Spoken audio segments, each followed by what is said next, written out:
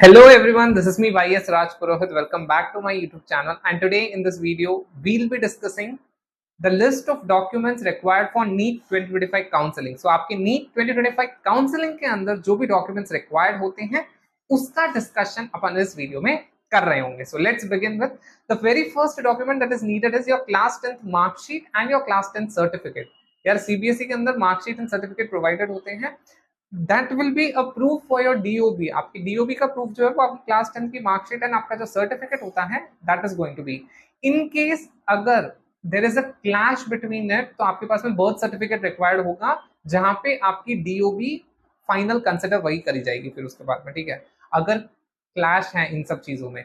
Second document that is required है आपकी class 12 की marksheet and your class 12 certificate. ठीक है, आपके पास में आपके इंस्टीट्यूट आपके बोर्ड के द्वारा प्रोवाइडेड क्लास 12 की मार्कशीट एंड सर्टिफिकेट होना चाहिए because that is also needed in the case जब आपके पास में काउंसलिंग में आप जाओगे तो दैट इज रिक्वायर्ड. ठीक है, at the time of registration ये सब चीजें नहीं चाहिए होती, but when you are reporting और when you are joining the particular college allotted college तब आपको ये चीजें जरूरत इन चीजों की जरूरत होगी आपको. ठीक है, नाउ क्लास 12 की जो उनका जो passing criteria that is 50% for general category in PCB and आपके पास में 40% for the reserved category whether you are from OBC SC ST.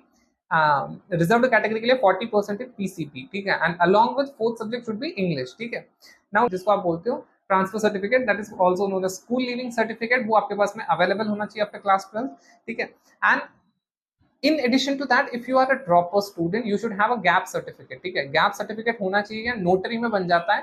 ठीक है, नोटरी में आपके पास में अवेलेबल होगा गैप सर्टिफिकेट. सो उसका फॉर्मेट आपके पास में पीडीएफ में अवेलेबल है. If it is not available I will make it available in the description. इसी में बता चुका हूँ. हाँ, in case if you were pursuing some other course, for example आप कोई दूसरा कोर्स परस्यू कर रहे थे बीएएमएस और एनीथिंग. ठीक है, बीएससी नर्सिंग हो गया, कोई बायोटेक्नोलॉजी कुछ भी परस्यू कर रहे थे and you have mentioned it that you were pursuing this so and so course, तो वहां से उस पर्टिकुलर इंस्टीट्यूट से भी आपको transfer certificate you should have that certificate because वो एक प्रूफ रहेगा कि so and so candidate was pursuing this course earlier in our institute and now he is joining into MBBS. ठीक है, तो वो एक प्रूफ रहता है जो कि रिक्वायर्ड होगा इस पर्टिकुलर काउंसलिंग के टाइम पे. NEET admit card and your NEET score card दोनों के दोनों रिक्वायर्ड होंगे, दोनों डिफरेंट होते हैं. सबसे पहले इस चीज को समझ लीजिएगा, एडमिट कार्ड इज समथिंग जो आपके पास में बिफोर एग्जामिनेशन होता है and post result you get what you get is your score card. ठीक है, तो ये आपके पास में होना चाहिए.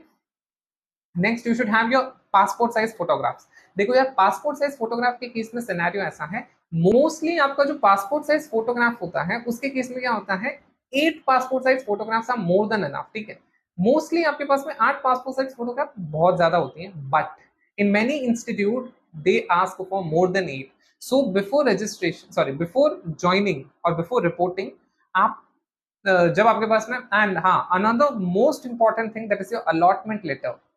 Please do have that also. आपके पास में जब रिपोर्टिंग या फिर ज्वाइनिंग आपको एक कॉलेज अलॉट हो जाएगा ना तो एमसीसी की साइट पे आपके पास में अवेलेबल करवा दिया जाएगा अपने ही सेशन के अंदर. जब आप लॉग इन करोगे तो उसमें पर्टिकुलर सेक्शन होता है जहाँ पे आपको अवेलेबल करवा दी जाएगी चीज. ठीक है, तो वहां पे आपको दिख जाएगा अलॉटमेंट लेटर. उस अलॉटमेंट लेटर का print along with 4 to 5 additional copies, क्योंकि मैंने पहले ही बोल रखा है कि whatever documents I am mentioning वो डॉक्यूमेंट आपके पास में होने ही चाहिए. Original copy along with 5 to 7 additional sets this are required because college में आपको कहीं कहीं कॉलेजेस में 4 से 5 आपको सेट्स वहां पे डिपॉजिट करने पड़ेंगे and one you should also have additional with you, क्योंकि ओरिजिनल तो आपके चले जाएंगे रिपोर्टिंग के टाइम पे.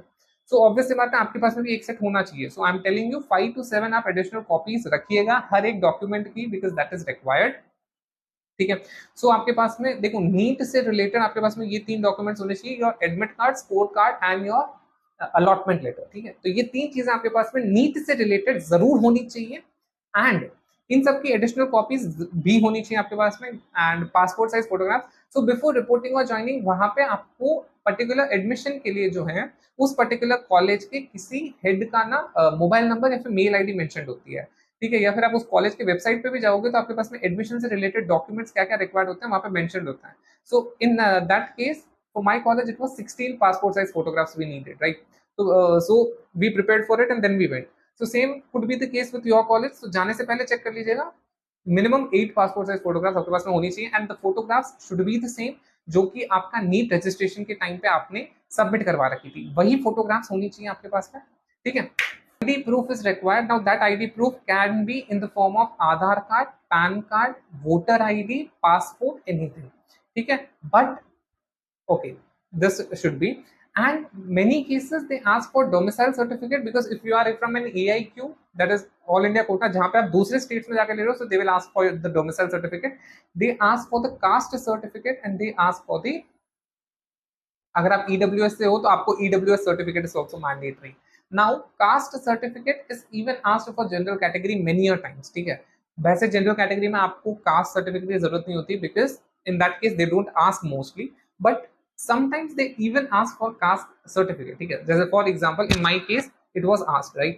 Although being from a general category, it was asked, I was asked for the caste certificate. ठीक है, तो आप प्लीज इस चीज का भी ध्यान रखिएगा आपके, बिकॉज देखो यार, इन एडिशन प्रायर आपके पास में ये सारी चीजें अवेलेबल हो, ठीक है, it will be much better अगर आपके पास में ये सारी चीजें ऑलरेडी अवेलेबल हो, because in the last moment you will not be in hurry, ठीक है, you will not be in rush, ठीक है। तो इस वजह से मैं पहले से आपको बता दे रहा हूँ, अगर हो रहा है, हो सकता है, तो आप कर लीजिए इन सबको अरेंज, ठीक है। एंड अगर आप आज भी अप्लाई करते हो डोमिसाइल सर्टिफिकेट, कास्ट सर्टिफिकेट बहुत जल्दी बन के आ जाते हैं, साइबर कैफे पे जाएंगे, ई मित्र पे जाएंगे, आपके पास में सारी चीजें अवेलेबल हो जाएंगी, ठीक है। Another one certificate which is issued by school eight the time of class 12, you pursuing class 12, that is your character certificate, अगर वो भी अवेलेबल हो तो उसकी भी कॉपीज अपने पास में रख दीजिएगा। नाउ दूसरी चीज है जो क्या ध्यान रखनी है आपको इन सारे डॉक्यूमेंट्स के अंदर, कि इन सारे डॉक्यूमेंट्स में आपका जो नेम है that should be the same in everything, spelling should be correct and it should be same, because many times क्या होता है कि स्टूडेंट के मार्कशीट के अंदर एंड स्टूडेंट के आधार कार्ड वगैरह जो आपके पास में वोटर आईडी है, वहां पे स्पेलिंग या फिर इनिशियल्स या फिर सरनेम कुछ भी चेंज हो जाते हैं, ठीक है, उसमें स्पेलिंग एरर्स हो जाते हैं वगैरह। So please get them corrected. आपकी वोटर आईडी में वही चीजें डिस्प्ले होनी चाहिए, वही डीओबी डिस्प्ले होनी चाहिए जो कि आपके पास में, डीओबी का प्रूफ जो होता है आपका टेंथ के बेसिस पे, टेंथ की मार्कशीट या फिर टेंथ का जो सर्टिफिकेट है उसके बेसिस पे कंसिडर करा जा रहा है, ठीक है, और बर्थ सर्टिफिकेट के बेसिस पे भी कंसिडर करा जा रहा है for DOB, that is considered as a proof. Now it should be same, for example अगर आपके पास में कोई इनिशियल लग रखा है, वोटर आईडी या फिर आपका जो आईडी प्रूफ है उसके अंदर आपके पास में इनिशियल नहीं है, बट स्कूल की जो मार्कशीट है उसमें आपके पास में इनिशियल लग रखा है नेम के अंदर, so that won't be considered true. So get it Altered in the voter ID, आपके पास में जो आईडी प्रूफ है उसके अंदर भी आप वही नेम करवा दीजिए जो आपके पास में स्कूल सर्टिफिकेट्स के अंदर अवेलेबल है, ठीक है, बिकॉज यार मैचिंग के टाइम पे बहुत ज्यादा इशू आ जाएगा, फिर अभी भी टाइम है, with in 1 month Aadhaar card में नेम चेंज हो जाता है if you have a particular proof, ठीक है, हाँ विद इन 1 मंथ चीजें हो जाती हैं, तो इस वजह से स्टिल यू हैव टाइम, जल्दी से कर लीजिएगा इस चीज को।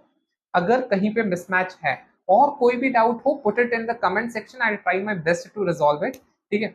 और इतना ही था यार, बाकी नीट काउंसलिंग से रिलेटेड जो भी लेटेस्ट अपडेट, और बहुत जल्दी मैं चॉइस फिलिंग का प्रोसीजर भी लेके आऊंगा कि आप